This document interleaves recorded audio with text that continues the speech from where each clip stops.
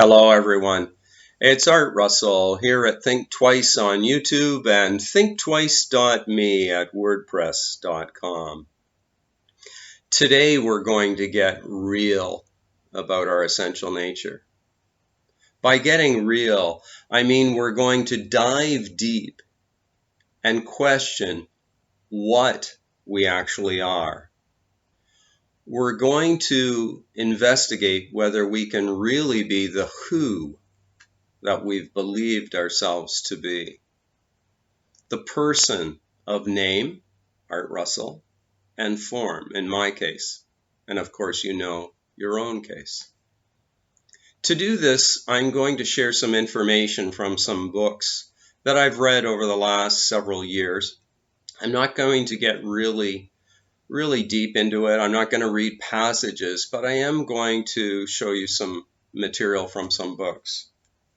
Okay, the first book that I'm going to lead off with is a book entitled Illusion versus Reality by Sri Ranjit Maharaj.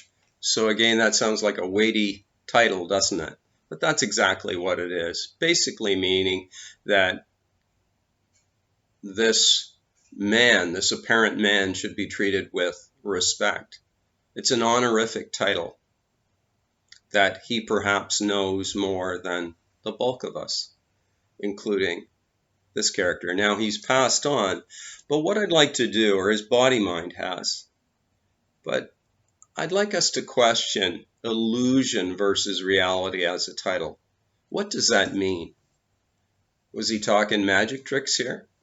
I don't think so. I know so. What the title relates to is what is real and what is unreal. Now, the bulk of humanity has it backwards. Now, that sounds like a know-it-all position here, doesn't it? And I'm not meaning that. I'm only meaning it as a pointer. But what I'm saying is, in wisdom teaching,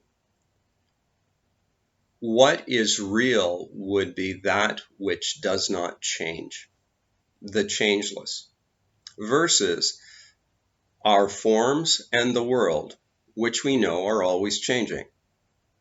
This form looks far different than it did at 5, 10, 20, and 40. And the world looks much different too. So that is the changeful, always changing. But within us, there is a dimension of self, and that's an uppercase S in this case, that is changeless.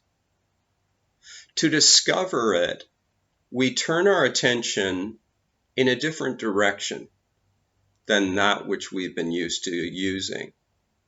All of us, or most of us, get up in the morning and we have our attention faced outward at the apparent world, at our body, how it is in the world on that particular morning, how it's feeling. And it's very based like this, that the perspective stops with the body and the mind, the body-mind in spiritual teachings, in the world. We believe that's who we are. We assume this absolutely 100%, or the bulk of people do. What I'm relating in this video is that there's a much deeper dimension of self and that it's immortal. The perspective of the person is filled with problems. Buddha said it, I'm sure Jesus related it, and other various spiritual teachers. I'm relating it too. If we live long enough, most of us discover that for ourselves. The job was fine until it wasn't. The marriage was fine until it wasn't. Our home was fine until it wasn't. You see how that goes? Suffering. And then we fix the job or find another job, find another relationship, or find another home, or fix the home, and we think we're good to go. But we know that with the ingredient of time and space, which is actually created by the mind, everything is an appearance or an event in mind. That's not the way we've been conditioned to believe. We've been conditioned to believe that this is flesh and bones, form absolutely of its own, independent of mind, in a world of solid matter, even though science has been unable to find a source of matter that is indestructible. Everything breaks down into smaller and smaller components until we get to energy alone. So in this book, Sri Ranjit Maharaj, who studied under this man, who was Sri Sadguru Siddharameshwar Maharaj. Boy, another mouthful there. But he studied under him, as well as Sri Nisargadatta Maharaj, who related his talks with seekers who came to him to visit him in Mumbai, India.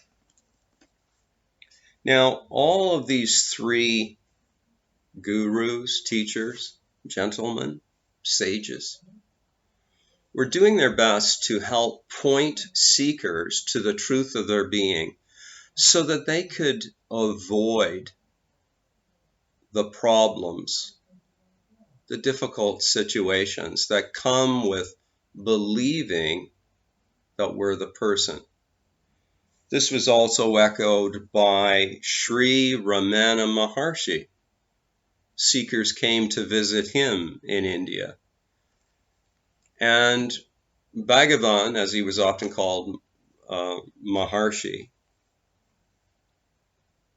suddenly realized the truth of his being at 16 in his parents' home. And soon after that, he went to a Arunachalam, I believe it is, in India, and was recognized there as a saint, and they built an ashram. Some years later, built an ashram around him, an ashram, a place where people could gather to discover their true nature.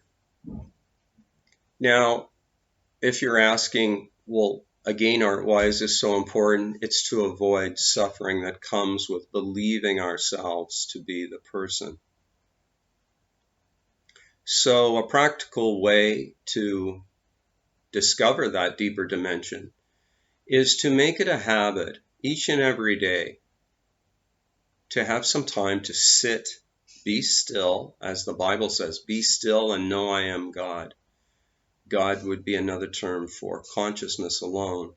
What we're striving at here is to recognize that consciousness is the foundation, or actually even behind that, the void, the emptiness, which is in fact not empty, but is actually the source of everything. When we do that, when we spend some time in silence on a regular basis, even starting with 3 to 5 minutes, when we focus on our breath, go within, turn our attention inward, we can actually tell from that vantage point that we are witness to thoughts, emotions, images, feelings, sensations. A sensation starts and it stops. What is it that is aware of all of that? That is the eternal presence, capital B. That's who we are. From that vantage point, we recognize that the I am that is in me is the I am that pervades you and you and you, 8 billion others. That's how we're getting real today about what, not who, we really are. If you're interested in this subject, if you'd like to avoid some of the pitfalls that come with believing that you're the person of name and form, that you were told, you were conditioned, all of us were conditioned to believe this as children. We're born into this environment. We're informed from others. about who we are. So we get a conceptual, a thinking form of what we are. And what I'm saying, and what all of these other sages, these sages were saying, is we are prior to mind. The body mind and the world is in I am, and that applies to all of us. If you'd like to find out more information about this, I offer free articles at my blog entitled Think Twice at wordpress.com. And I also offer more information through my book entitled This Taste of Flesh and Bones. It's available through Amazon. If you've enjoyed this presentation today and it's brought up some more questions, I invite you to subscribe to the channel. You can look over some of my previous videos and add a like if that feels right to you. Looking forward to talking with you soon. Bye for now.